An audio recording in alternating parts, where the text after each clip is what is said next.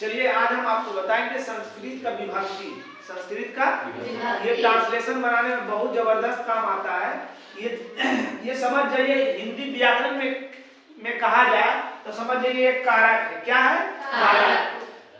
तो देव और आकारांत शब्द के देव शब्द का हम ये विभक्ति किए हैं। किसका? देव का किए हैं। अब देखिए इसको समझना क्या है, ये कारक पर ही आधारित है। क्या है? कारक पर आधारित। कारक पता है ना? कारक 8 है, जिसमें 7 जो है 8वां संबोधन होता है, जो वही होता है। सबसे पहले कारक में क्या आता है? कर्ता। क्या आता है? कर्ता। समझ जाइए ये कर्ता का है। तो कर्ता का क्या है? चिन्ह क्या? ने। अगर जहां पर देव लिखा रहे या देव ने लिखा रहे, क्या लिखा रहे? देव या देव ने लिखा रहे, तो समझिए उसका मीनिंग क्या होगा? देवा। क्या होगा? देवा। जहां लिखा रहे दो देव, दो देव या दो देवों ने, देवों ने, दो देवों ने, देव लिखा, दो देव लिखा रहे या दो देवों ने लिखा रहे, तो उसका मीनिंग क्या होगा? देवो। क्या होगा? देवो। या लिखा रहे देवों ने, अनेक देवों ने, अनेक देवों ने या देवों ने, है ना? उसका मैंने क्या लिखा रहेगा? देवा, है ना? ये कर्ता हो गया। और दूसरा में क्या होता है? कर्म का चिन्ह क्या है? कर्ता में कर्म को, कर्म को क्या है? कर्म को। अगर यहां लिखा रहेगा देव को, देव को, क्या लिखा रहेगा? देव को। क्या बता रहे हैं? विभक्ति देव का आकारांत। आकारांत समझ रहे हैं ना? जिसका उच्चारण सिर्फ आ है। आकारांत के मतलब आकर आ, इकारांत के मतलब ई। जैसे पिता, ता करता, देवा रहता है यहाँ पर देवा, तो बाकर बा रहता। अगर आकर तो वो आकारांत हो जाता है, इसलिए वा सिर्फ ही आकारांत है। ये डायरेक्टली भी ऑब्जेक्टिव में पूछता है, ध्यान दीजिएगा। इसलिए इसको याद कीजिएगा तो 3-4 चीज में काम आएगा। एक तो आपका कारक अधि होगा, इसका डायरेक्ट पूछेगा कि देव का, कैसे पूछेगा ध्यान दीजिएगा, देव का तृतीय का बहुवचन क्या होगा? देव का तृतीय विभक्ति का बहुवचन क्या होगा? देव का तृतीय के बहुवचन क्या होगा? देवा। देवा, है ना? समझ रहे हैं? और इसका आपको बनाने में भी काम आएगा। कहीं आपको संस्कृत बनाना एकदम आराम है। मतलब कि ट्रांसलेशन में नियर नहीं है कि सबसे पहले कर्ता को लिखेंगे, उसके बाद क्रिया को लिखेंगे, उसके बाद कर्म को लिखेंगे। इस टाइप का नहीं है। जैसे हिंदी लिखा हुआ वैसे संस्कृत बनता है ना? इसलिए आपको विभक्ति हर हाल में याद रखना जरूरी है। देव को लिखा रहेगा हिंदी में देव को, उसका मीनिंग क्या होगा? देवम। दो देवों को, दो देवों को, दो देवों को, है ना? या देवों को,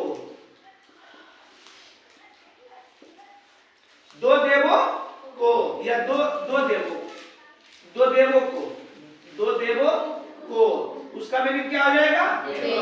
देवो। अनेक देवों को, अनेक देवों को या देवों को, देवों को, है ना? उसका मीनिंग देवान। अनेक समझ रहा है कि दू, ऐसे वचन दुइये गो है। एक वचन बहुवचन, मगर संस्कृत में 3 वचन, एक वचन, दुई वचन और बहुवचन। तीसरा में क्या आता है? कर्ता ने कर्म को करण, करण में आता है। करण का चिन्ह जानते हैं आप?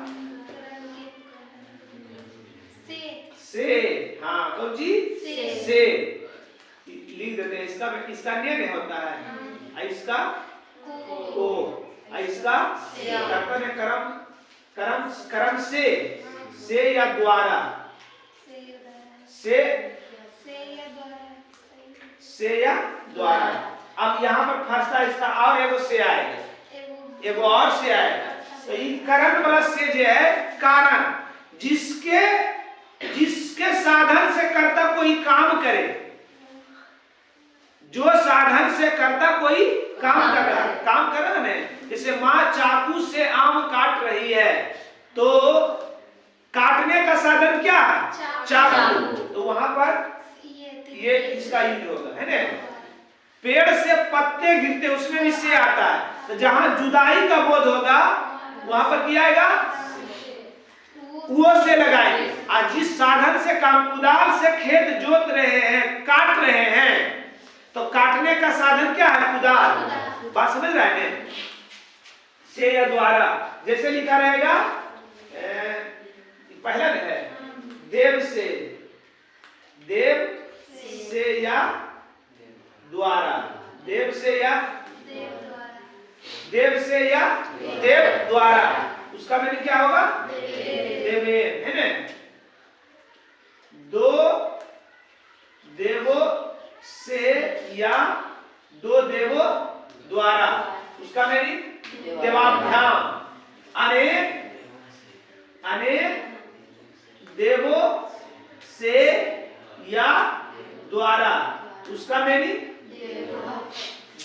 देव, है ना, या देवों से या द्वारा।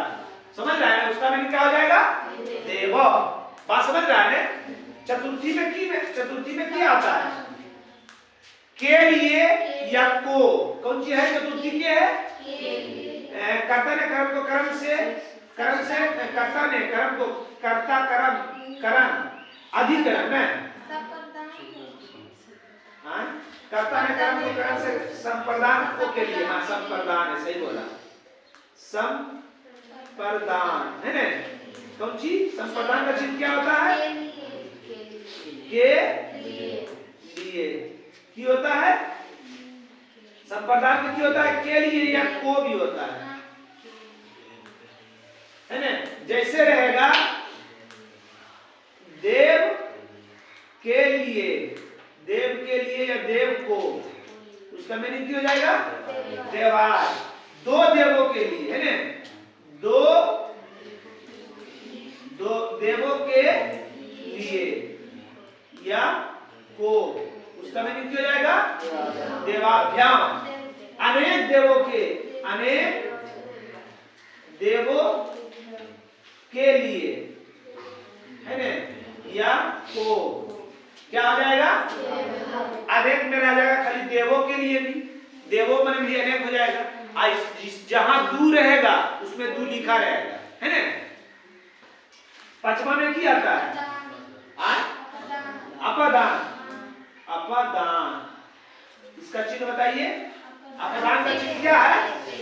अपदान इसी में से है ना। अपदान में क्या है? से। फंस गए आप?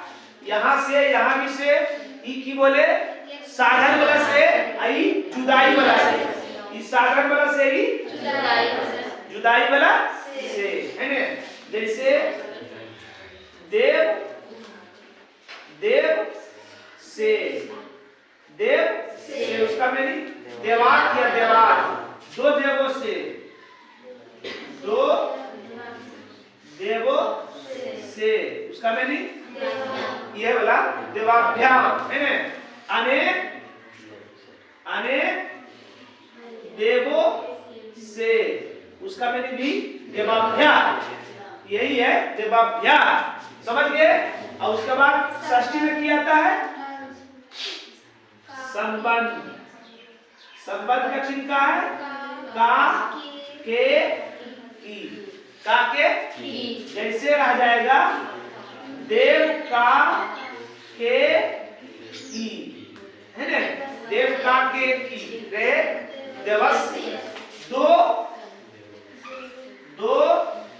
देवों का के की रहे, तो उसका मेरी देव्यो, है ना, देव्यो, है ना, देव्यो।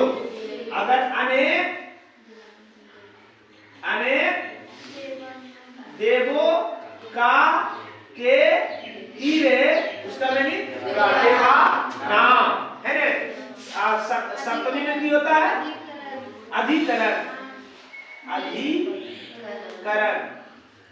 अधिकरण में क्या होता है? में या पर? नहीं, में पर कट नहीं रहा है, में पर नहीं कट रहा है ना? अगर रह जाए देव में या पर, ये में पर है, ये कर्ता जो जिस पर है, जैसे बच्चा खाट पर है ना, समझ रहा है ना? तो देव में पर रहेगा, उसका मीनिंग देवे, दो देवो में पर रहे तो देवा यो, अनेक देवो में पर रहे तो। बात समझ गए? अगर ये याद सब में हम नहीं लिखेंगे ऐसा, क्योंकि आपको याद करना पड़ेगा कि प्रथम एक कर्ता, द्वितीय कर्म, तृतीय करण, चतुर्थी संप्रदान, पंचमी अपदान, षष्ठी संबंध, अष्टमी अधिकरण। समझ? संबोधन में हे है ना, हे अरे रखता है, उस सप्तमी नहीं पूछता, यही पूछेगा, लेकिन नहीं पूछता है।